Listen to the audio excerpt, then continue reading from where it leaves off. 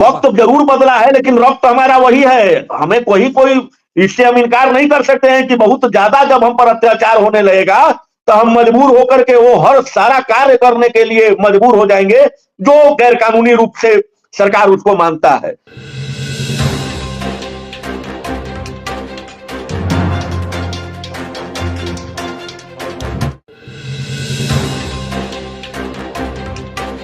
और सबसे बड़ी बात कि आपने वीर बाबा ब्रह्मेश्वर मुखिया जी की बात की तो उनकी बहू रूबी देवी ने तो साफ तौर पर ऐलान कर दिया है कि विधानसभा को जला देंगे। और इतना ही नहीं बल्कि वीर बाबा ब्रह्मेश्वर मुखिया जी के पोते ने भी साफ तौर पर कह दिया है कि अगर नहीं हुआ तो एक बार फिर से उसी रूप को दिखाया जाएगा। तो आपको क्या नहीं लगता है कि एक बार फिर से 90 का दौर वापस आ रहा है? और जिस प्रकार से एक जाति विशेष को टारगेट किया जा रहा है हर जगह पे, आप दरभंगा देख लीजिए, पटना देख लीजिए, आपने अभी जहानाबाद की फिर से बात की, एक बच्ची को उठा लिया गया है, एक जाति विशेष को टारगेट किया जा रहा है। क्या आपको नहीं लगता कि फिर से रणवीर सेना को अपने रूप में आने की जरूरत पड़ सकती है या आ सकता है? क्योंकि किसी भी जाति पर आप एक लिमिट में ना शोषण कीजिएगा जी, जब अनलिमिट हो जाएगा तब बर्दाश्त से बाहर होगा तो वो तो दिखेगा। देखिए प्रेम जी, जहां तक आप रणवीर सेना की बात करते हैं तो रणवीर सेना का निर्माण शौक में नहीं हुआ था। शौक से सेना का निर्माण नहीं हुआ था। यह सेना जो है स्वस्फूर्त गठित एक संगठन था, आत्मरक्षा दल था। जब एक खास जाति के को टारगेट करके उनके जमीनों पर कब्जा किया जा रहा था, उनके घर के बाहर खड़े ट्रैक्टरों में आग लगा दिया जा रहा था, फसल रोप रहा था कौन, काट रहा था कौन, यूं कह सकते हैं कि जड़ जोड़ू और जमीन, ये तीनों पर खास आक्रांतकारियों के द्वारा जबरदस्ती तरीके से दमन किया जा रहा था और सरकार का प्रशासन मुख्य दर्शक बनकर के बैठा हुआ था। तब हमारे जो पूर्वज थे, हमें आज गर्व महसूस होता है कि हम ऐसे रणवीर के वंशज हैं जिन्होंने अपना जान न्यौछावर करना स्वीकार किया लेकिन अपने आत्मसम्मान को किसी भी सरकार के अंदर गिरवी नहीं होने दिया, चाहे हम कितने भी कट गए।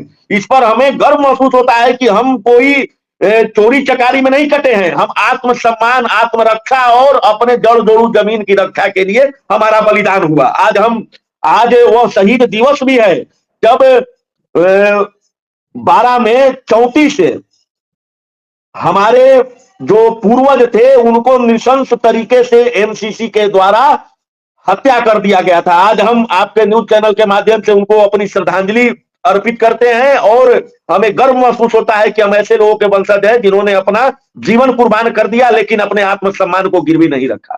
तो यह सेना का निर्माण तभी हुआ था जब सरकार हमारी बात नहीं सुन रहा था और सरकार के माध्यम से, सरकार के सहयोग से हमें परेशान किया जा रहा था।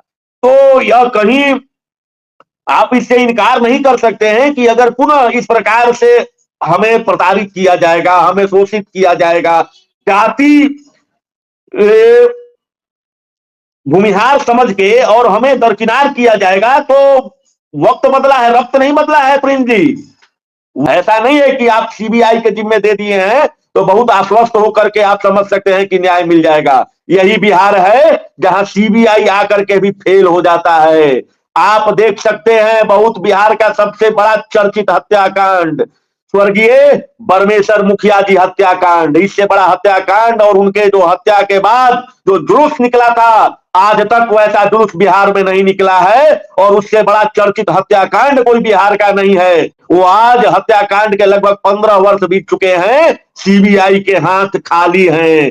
आप देख सकते हैं मुजफ्फरपुर बालिका गृह कांड, वहां पर भी सीबीआई जांच हुआ और सीबीआई जांच हाई कोर्ट के जो जज थे उनके निगरानी में हो रहा था, लेकिन जांच के आंच जब सत्ता के गलियारों तक पहुंचा और रसूखदार लोग जो सत्ता में बैठे हुए हैं उनके कॉलर तक जब सीबीआई का जांच पहुंचा ना तो जांच को धीमा कर दिया गया।